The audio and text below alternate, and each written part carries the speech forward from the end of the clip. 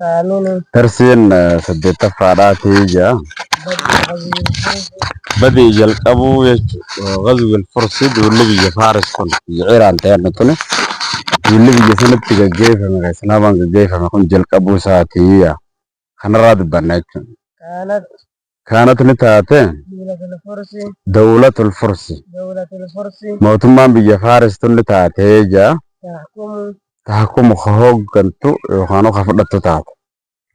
خهوج كنتو تات خفضت تات فارس بيجي فارس كان خفضت تات العراق بيجي العراق تنلي فارس تن إيران تن سنة والعراق بيجي العراق تنلي خفضت تات مالين موتمان كرتة ملة بيجي فارس تن فارس بيجي جامت بيجي إيران تناف بيجي العراق تنلي بيجي لك قبض تات خرم مرتيس تات وما يجاورهما وان الله يسهل ما أنا خنت ترجم الله خفضت تاتيا من بلاد العربي بلاد العرب بيوت عربات الروان الله فارسي في عراق الترجم خنا مداو في جلك أبدي هو قنتو تاتي موت ما يسجل ترتي بيونكم مرتنون وفي السنة الثانية أما لما فادا خنا ثانية ففي الثانية عشرات أما تقول لما فا خنا غيستي من الهجرة هجرانا بيتر برا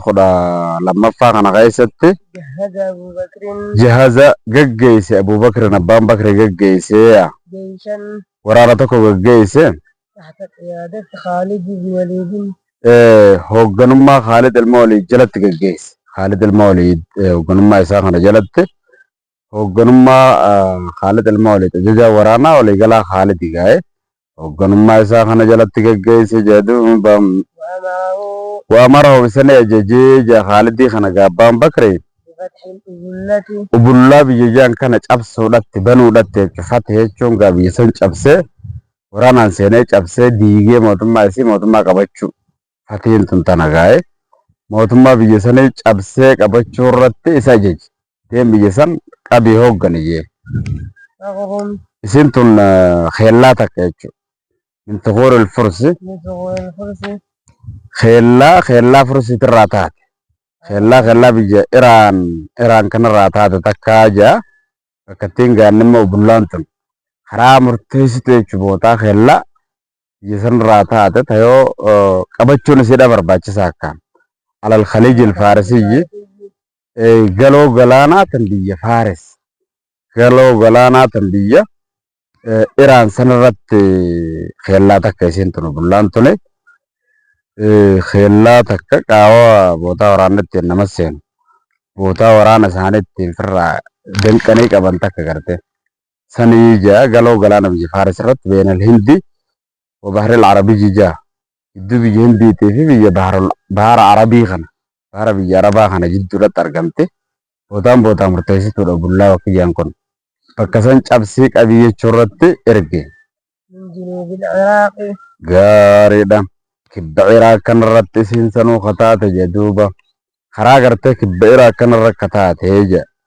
وجهز جيشا وجهز جيش جيش ورانا تكو جيش آخر ورانا برو تكو جيش تحت قيادة عياد بن غنم جله غنما غياد ابن غنمي نمجامو تتك جيش غياد ابن غنمي نمجام تكو ججا ورانا قديتي ابن زهير إساخنا جلت جيش ما ورانا برابان بكري يجيش غياد ابن غنمي خلي غنمي الما زهيري الما بشداد الفهريج فهرينغا بيسانة فكاتا شتر كفا ما خطة تكاو قصصانة تي إسا تركفا ما خطة غادو وجلو غنما إسا خنات تورانا تكو جيش ما زبان بكري خلي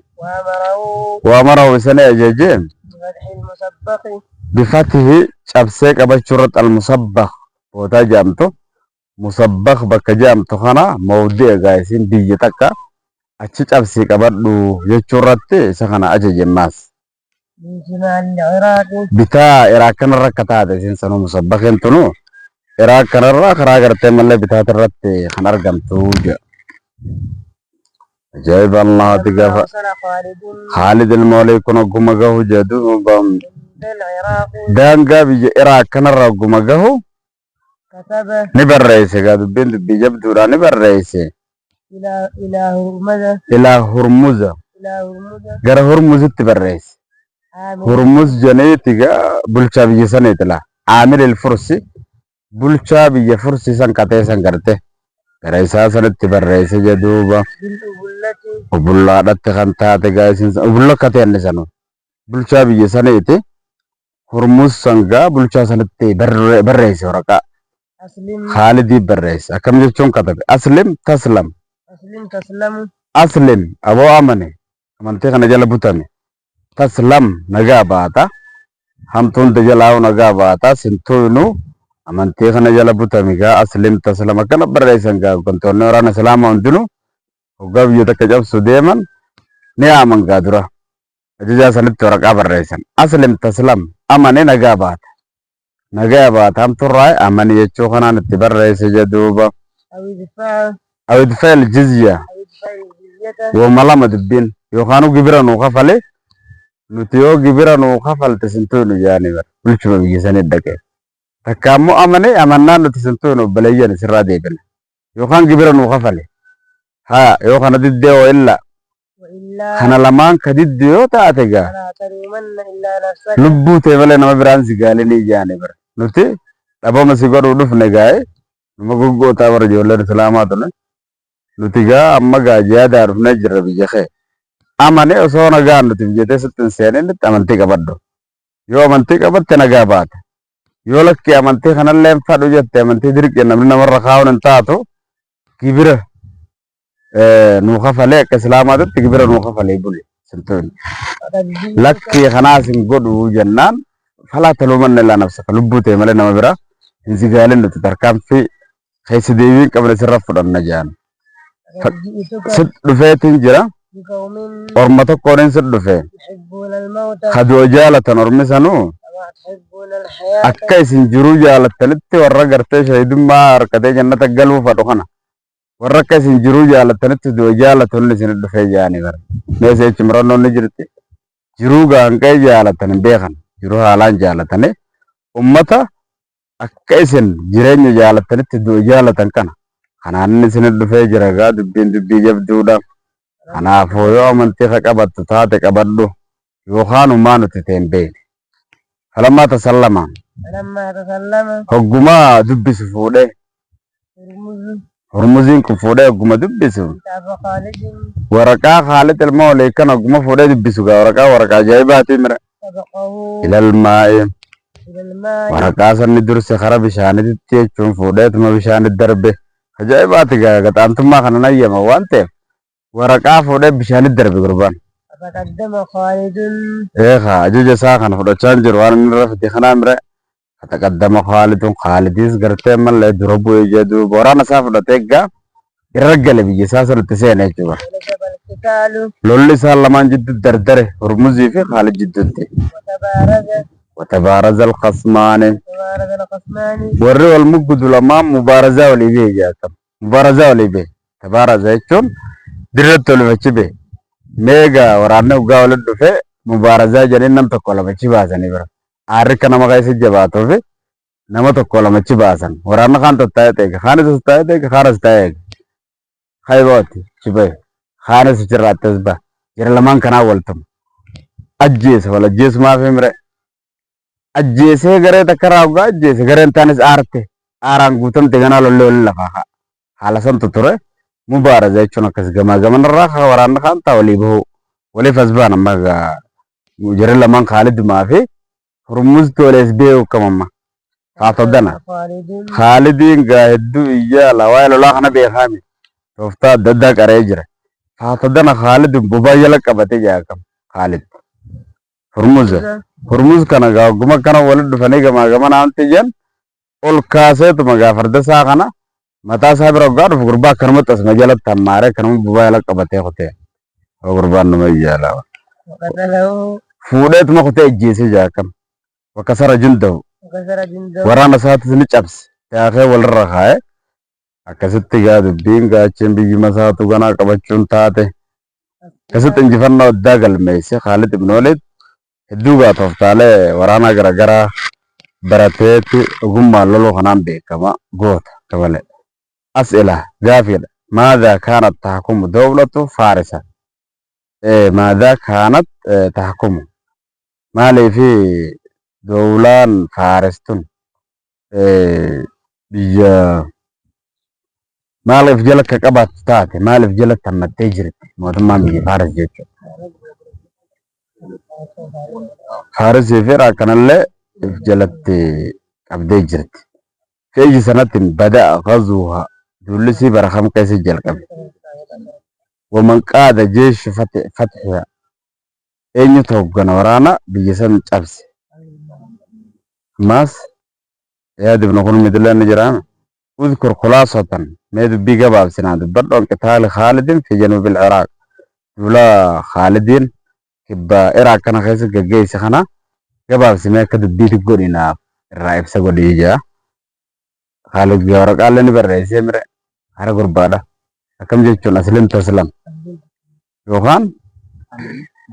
nagaa baata yookaan gibira nuuqan yookaan adiddeemmoo falaa talumanna faqad jiituka biqoomin kama tuhibbuna alhayaata ummata jiruu doo jaalatu akkati doo jireenya isin jaalatanitti waraqaa isaa gurbaan fuudhee kam godhe bishaanuma darbee warfirra Khaalidis firraattuma dhaqee miree san booda lolli jidduutti akkamte lolli jidduutti gaa dardare diinga kuttee eenyu walii beere Hormuz eenyutu Hormuz bobbaa jala qabatee kutee Khaalid gaa qatalahu san booda akkasitti maal jette الدرس التاسع darsiin saglaffaa فتوحات خالد بن الوليد biyyoota Khaalid ilma walii bane biyyoota Khaalid ibn walii cabse Iraaq kana biyyoota Khaalid cabse kana irraa dubbanname. لما Futuuhaat jechuun biyyoota hedduu Khaalid kun cabsee qabate biyya Iraaq kana keessa gaa biyya laaftoo miti mire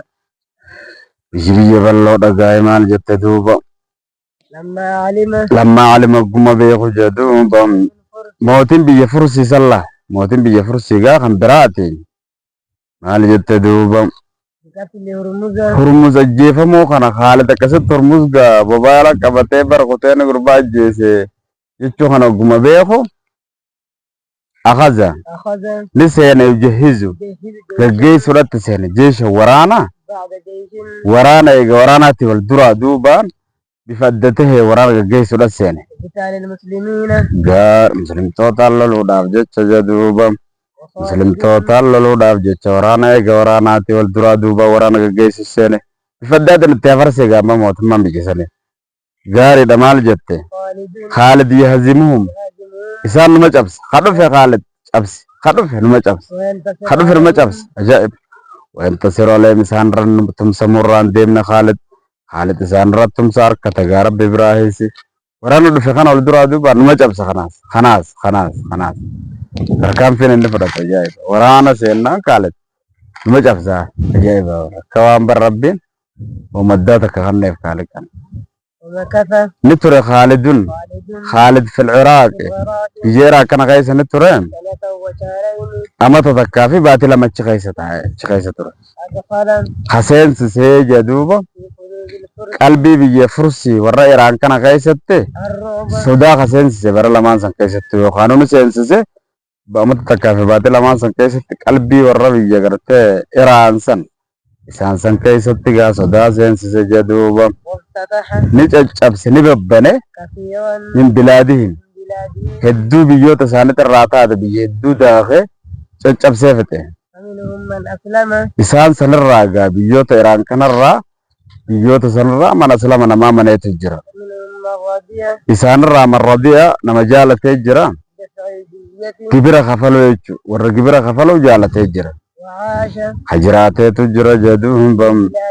biyya isaa keessa nagaa warra jiraateetu jira jedhuuba gibira kanneen آمنا مطمئنا if amanaa haala ta'e namtu muslimtootaati irraa illee muxumeennan zigjee qalbii isaatiin raggaa haala ta'een warra jiraateetu jiraa jedha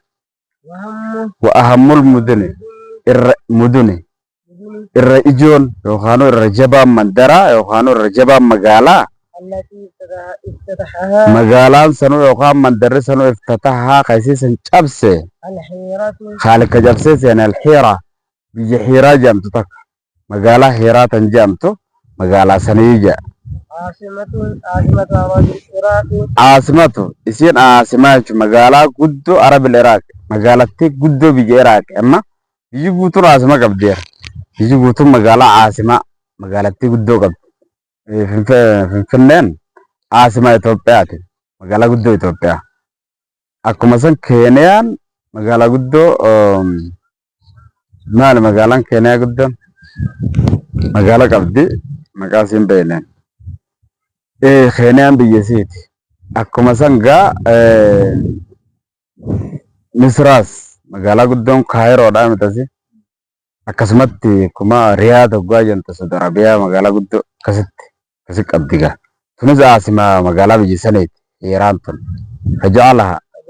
Isii sanni godhate Khaalid مقرر له bootaa garteetti sabatee taa'u bootaa buufata waraana isaatti sigiyyee gattaa'u takka godhate.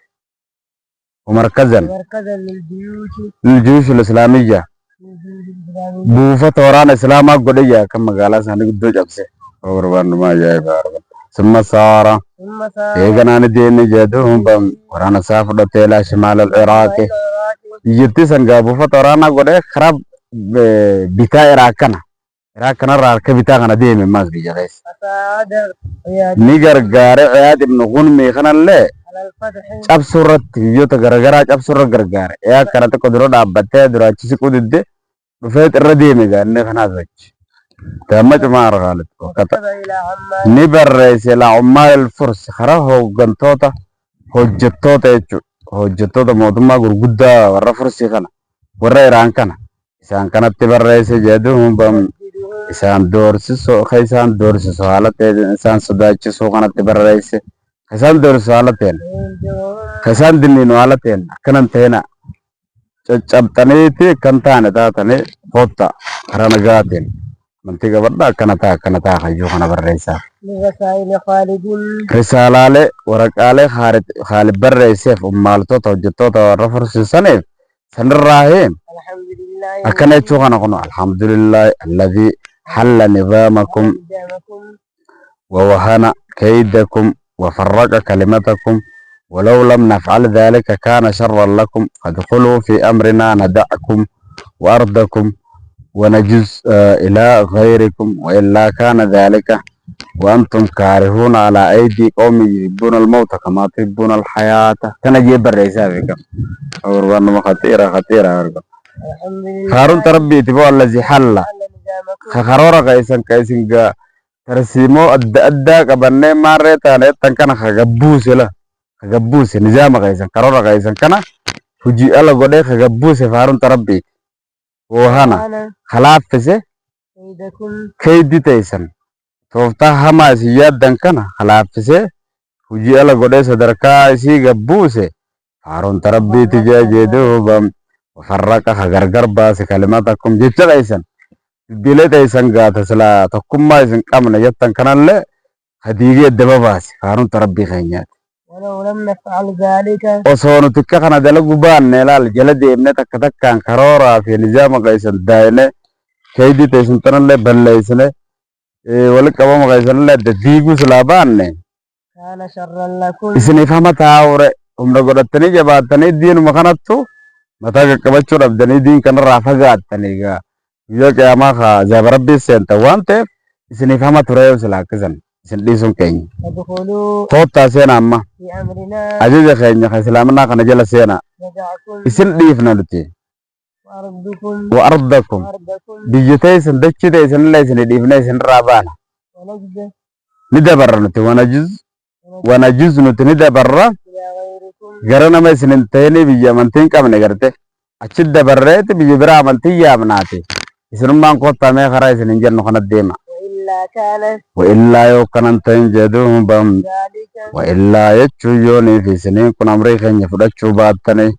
isiniin kun gaamantii kana tasseenuu kana kadiddayyoo taate كان ذلك islaamummaan loluu kana qabattanii kadeemtan taanaan kaana ni taabee kadhaalika dirqamaan funyawri takkana biyya teessan isinis seenne daayinee wal isin qixxeessuun kun ni ta'a wantum kaareuna يكرهون haaluma isin jibbitaniin jechuun osuma isin jibbitaniin alaa aydii qawmin على أيدي قوم harka ormaata irratti seenuun kun numa ta'a dirqamaan يحبون ormi sanuu ka du'a jaalatu كما تحبون الحياة akka isin jireenya jaalattanitti warra du'a jaalatu harka ummata sanii harka ijoollee du'a jaalattuu laala akka isin jiruu jaalattanitti harka ijoollee sanii irratti funya urin akkanatti seenne biyya ta'e isin cabsuun ni dhufa isin dhufa dirqamaan. Walam yata'arrad jechuun nilleen hamillee jedha. Maqaalleen kaafne Khaalidiin kun kan illeen hamillee jedhuuba fi jamii waqaa'ee cufuma gartee waraana isaa waqaa'ee jechuun duula isaa ka argame kana. Cufa waraana isaa ka argame kana keessatti maqaan kaafne lilfallaahina. Gabaroota kana numaa hamillee takka maqumaa kaafne gabaroota suu'in hamtuutti dalaguudhaan isaan kana maqaan kaafne namillee hamtuutti dalaguu. Gabaree waa takka ittiin dubbatu wanni inni barbaadu loltoota. Loltoota cabsinaan biyya san hoogganan diin keessa gadhaaban gabaree gaasi wanni isin qabdan diin barachuudha kotta diin kana qaraa amantii islaamaa baradhaa jee darasaa qaraasiftu kaayafe bira kotta waan biraa takka hin godhu. Balkaan niteeyu aamiluhum isaanii wajjin jiraatu ta'e Khaalidiin kun jedhuuba gara laafummaan gabaree tanaaf jika jiraatu ta'e isaanirraa illee ka dhoorgu ta'e talaata isaanii warraamtuun barbaadee kotta gibira kannaa jee isaan shoro keessa fadhu mootota isaanii sanirraa kana karraa dhoorku ta'e balbala gartee isaanii kana akka namni aduwwiin isaanii hin baane ka godhu ta'e jaa as'ila gaafeedha. ماذا فعل ملك الفرس عندما بلغه قتل هرمز موتين بيجا فرسي مال هجت السنة وقا هرمز ديرقا كم ظل خالد عند العراق بيجرا عن قمت كتر خالد ما هي أهم المدن التي استولى عليها الجبد بيجات عندك أبتر المويه جدا حيرة ماذا فعل بعد فتح الحيرة يجي راجع سبودا مالوج وفتورانا تشكو تيجا